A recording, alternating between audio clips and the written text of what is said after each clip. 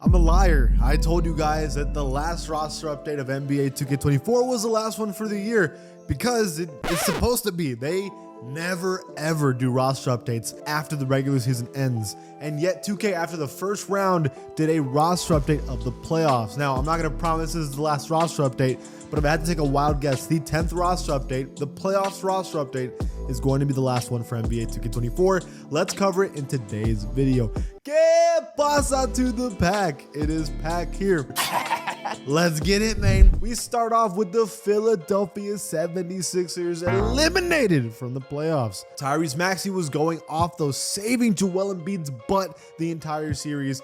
+1 for him. There's no downgrade for Joel Embiid, but there should have been at least a -1 in my opinion. Yes, he was hurt, but there's a consistent issue with Joel Embiid in the playoffs, and it showed again. Tobias Harris -1. It should have been -82. That dude was invisible in the playoffs. Why even have a rating if you're not going to exist? Nicholas Batum does go +2 though to a 76 overall. That's it for the Philadelphia 76ers, who are out of the playoffs. For the Milwaukee Bucks, Giannis was hurt the entire series, so they lost. But Chris Middleton goes +1.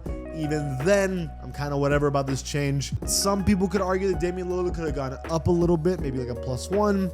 But the Bucks were hurt from the start and they were never going to win. So it is what it is. For the Cleveland Cavaliers, we have Jared Allen -1 to an 86 overall. We have Evan Mobley -2 to an 85 overall. We have Karis LeVert -2. And we have Georges Niang -2. Basically, the whole roster got a -2, and they still beat the Magic. That's pretty impressive. Donovan Mitchell did his thing and is a 92 overall, but they're going to get waxed by the Boston Celtics, realistically. Speaking of this broken team, the only upgrade is Derek White +1. No one is lower than an 86 overall in the starting lineup. It is cheating. This team better win the NBA Finals. They got no excuse. For the Clippers, we have Paul George, playoff P, -1, and Zubac +1.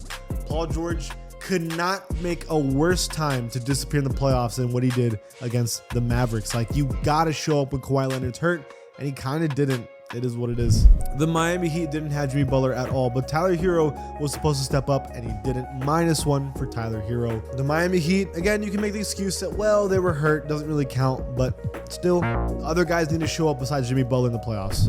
The craziest story in basketball right now is the New York Knicks. Jalen Brunson +194 overall. I would have never guessed he'd ever be this high of a rating. Like, if you thought 2 years ago when he was on the Mavericks that he was ever going to be this high of a rating, we would have laughed, but here he is, bro. It's crazy. Josh Hart also +1. The second best player on the second seed Knicks, who are about to go to the conference finals probably, is something that none of us saw coming. The Lakers, who are eliminated, you have D'Angelo Russell -1, absolute magician and stealing money for the Lakers. And Rui Hachimura vanished as well. Lakers, you know, LeBron and AD always do their thing, but against the Nuggets, where they had to beat them for respect, they lose and D'Lo vanishes. What's new? For the Orlando Magic, had a good year. They do lose to the Cleveland Cavaliers. I do think they probably should have beat them. But Paolo Banchero +1 and Franz Wagner +1.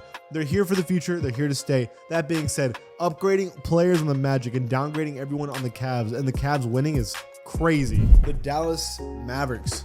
We have Kyrie +2, 93 overall. This is actually, you guys aren't going to believe me, from my understanding, this is the highest rating Kyrie Irving has ever been, even higher than when he was on Cleveland.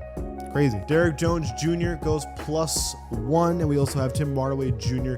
-2, even though he was hurt for most of it, so I don't know if that is valid at all. But Mavericks look okay, but the Thunder are a real team. Let's see if they can even keep up. Your NBA champions, who are fighting for their lives right now, Jamal Murray +1. You should probably put him back down to 88 after this playoff series is in. Timberwolves are waxing them, but Michael Porter Jr. +2, 86 overall, the highest he has ever been. And then Aaron Gordon +1, also the highest he has ever been.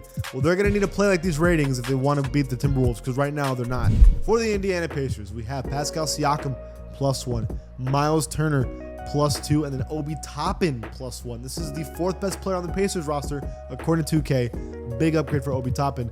Look, they're solid, but against the New York Knicks that have nobody right now besides Jalen Brunson, they cannot be down 2-0. Like, they can't be. Pelicans, Brandon Ingram -1. This was the most quiet, no one paid attention to team in the playoffs because Zion was hurt, and that's all there is to say. Phoenix get Bradley Beal down to a 0. Oh my God, he was horrible. Only -1 for him is crazy. Royce O'Neal also -1. This was the thing I talked to you guys about all year, if y'all remember. The depth on this team doesn't exist. It's the starters, and then everybody else is horrendous. And even then, these are all way overrated ratings for all these players. They were not that good. Bol being a 76 overall to this day is a joke. He is a 70 or 71 right now. The Thunder, Jalen Williams +2. Oh, wait, hold on. Over Chet Holmgren. I don't know how I feel about that. I disagree. Although Jalen Williams is awesome, at best you could say he's tied with Chet. But Chet is definitely the second best player on this team right now and all season. I don't agree with Jalen Williams being above him. And finally, the maybe NBA champs. We'll see. Anthony Edwards +4. That is a crazy upgrade. 95 overall is the difference between 91 and 95 is the difference between being a borderline star and a MVP player. That's the difference, and that's what we got on. JD McDaniels +1, clamp god over here. 80 overall club, deserves it. This team is dangerous. Okay, that's probably the last one of the year. Gentlemen, I had a good time. I will see you guys soon, probably talking about NBA 2K25 news, so stick around and find out about that kind of stuff. And if you like this channel, please give it a sub. I'll see you guys next time.